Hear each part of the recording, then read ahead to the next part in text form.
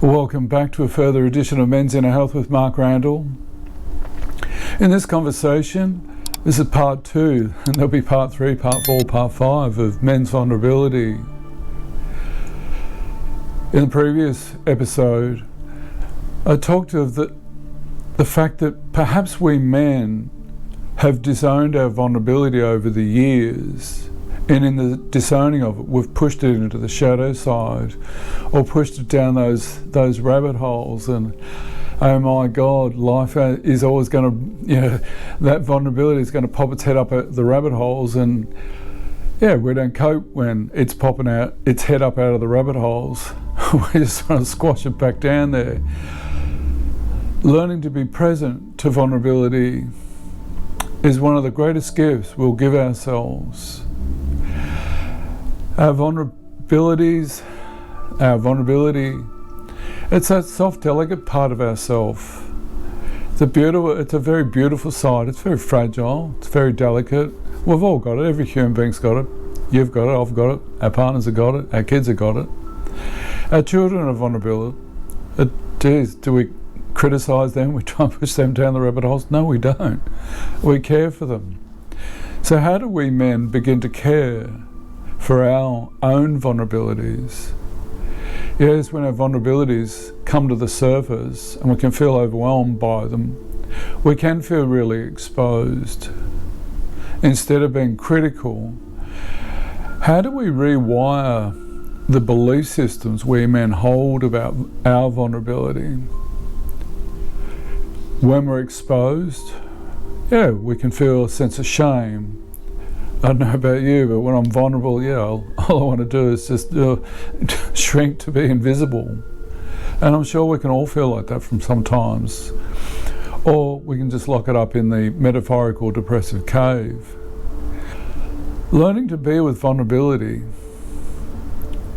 takes time, takes practice. Learning to express appropriately our vulnerabilities also takes practice. Learning to care for it, learning to soften to it, learning to accept that it is an integral part of our being. The more we become aware of it, the more we can keep close eye on it, close care to it.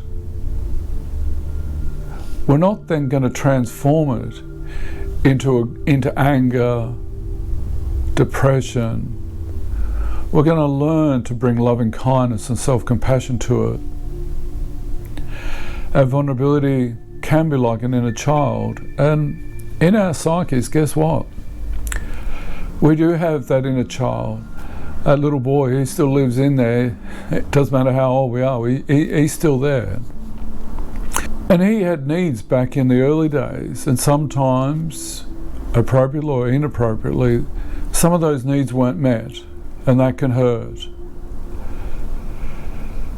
And our vulnerability perhaps is the place where a lot of our emotional pain is stored. And a lot of that emotional pain is, it's not stored in the working memory of the brain. It's stored in the long-term memory part.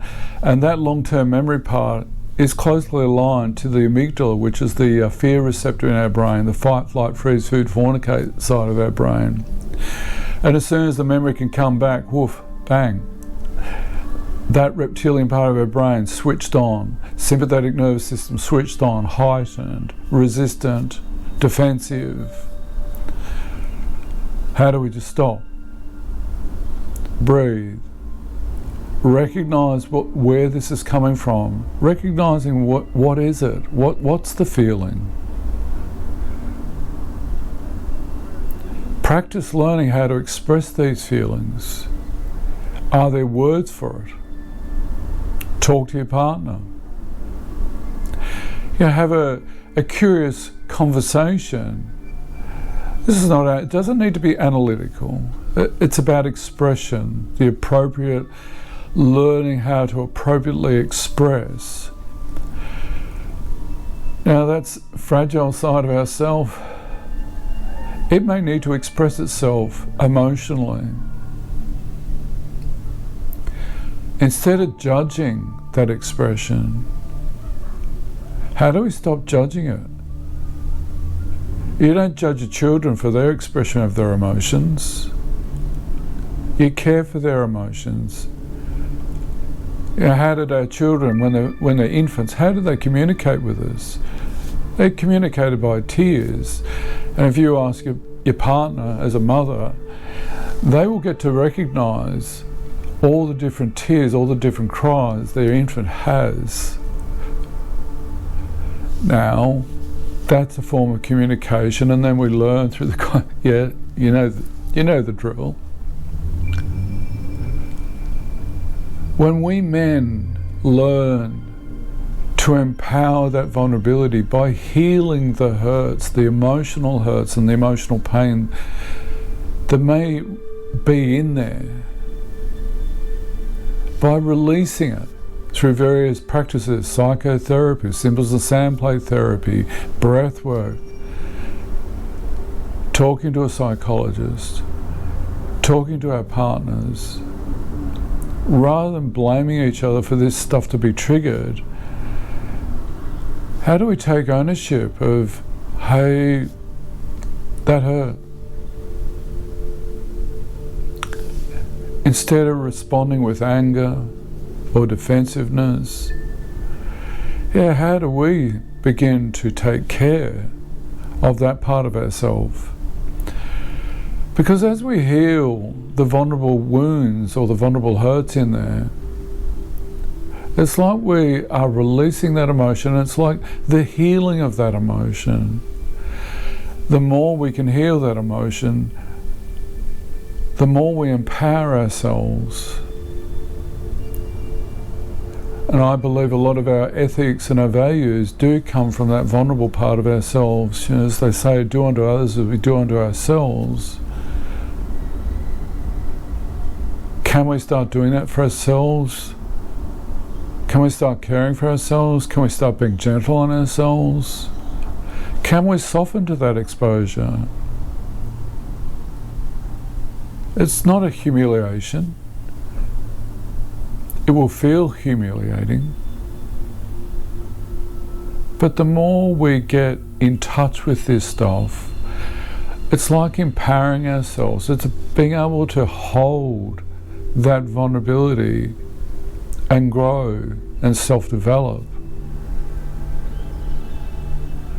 Being able to share with our partners, with our friends, this part of ourselves. We're getting to know ourselves physically, mentally, emotionally, spiritually, and it's really empowering. And the more we start connecting to this, recognizing this, perhaps we can then limit the amount of reactive emotions and behaviours we men have that we've historically used to protect it.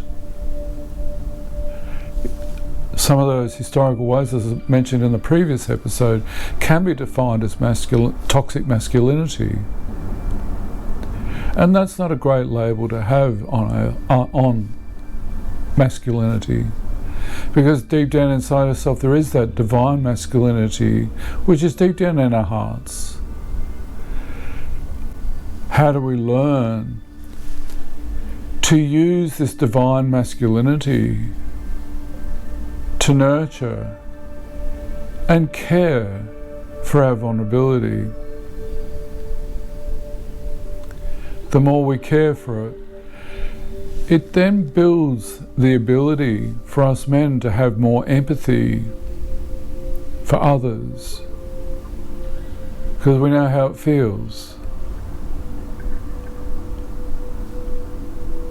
Be gentle and enjoy.